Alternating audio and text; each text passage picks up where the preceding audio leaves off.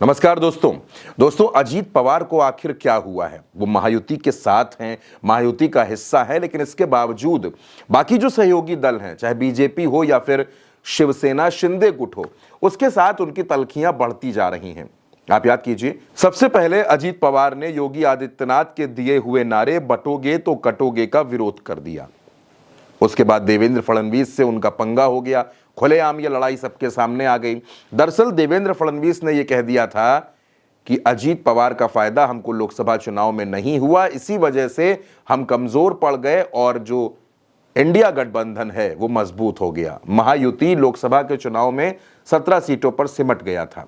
एक तो ये बयान, दूसरा इसके बाद नवाब मलिक को टिकट दे दिया। नवाब मलिक का विरोध लगातार फडणवीस कर रहे थे, लेकिन अजीत पवार ने नवाब मलिक को टिकट दे दिया। अब नवाब मलिक ये कहते हैं कि 23 नवंबर के बाद अजीत पवार कहां रहेंगे ये फिलहाल तय नहीं है।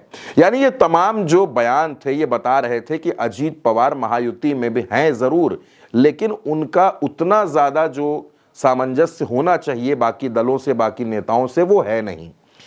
अब इसके बाद क्या होता है दोस्तों, मुंबई में प्रधानमंत्री नरेंद्र मोदी की रैली होती है।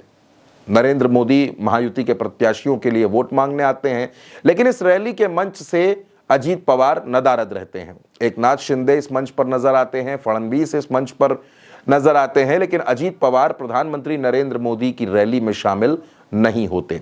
नरेंद्र मोदी ने भी अजीत पवार के लिए बारामती में कोई चुनाव प्रचार नहीं किया। दरअसल अजीत पवार ने ही कहा था कि मोदी, योगी और शाह की किसी रैली की उनको जरूरत नहीं है। वो नहीं चाहते कि उनकी सीट पर या उनके प्रत्याशियों के लिए ये रैलियां हों।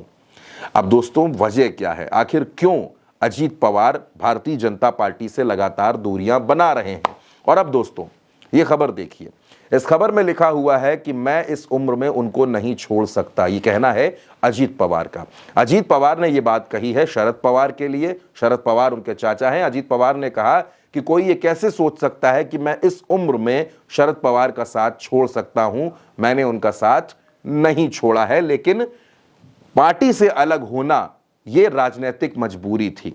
अब दोस्तों सुप्रिया सुले भी इस बात को लगातार दोहरा रही हैं, बार बार कह रही हैं कि वो मुख्यमंत्री पद की रेस में नहीं है।